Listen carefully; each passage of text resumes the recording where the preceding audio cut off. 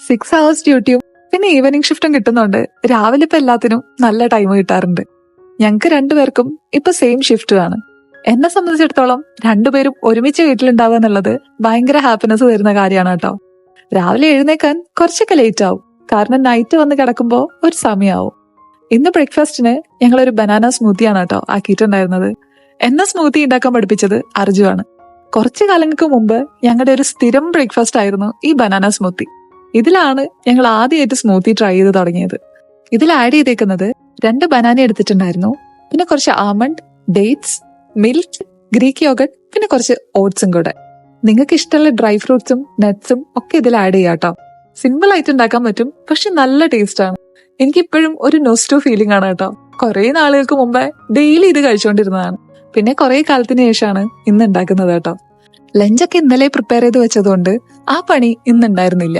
Dinner കഴിക്കാനുള്ള സാധനങ്ങൾ മാത്രം ഒന്ന് പാക്ക് ചെയ്തെടുക്കാനേ ഉണ്ടായിരുന്നുള്ളൂ. എനിക്കാണ് കുറച്ചധികം ഡിസ്റ്റൻസ് പോകാനുള്ളത്. അതുകൊണ്ട് അർജി ഇതൊക്കെ പ്രിപ്പയർ ചെയ്ത് പാക്ക് ചെയ്യുന്ന ടൈമിൽ ഞാൻ പോയിട്ട് പെട്ടെന്ന് റെഡി ആയിട്ട് വന്നു.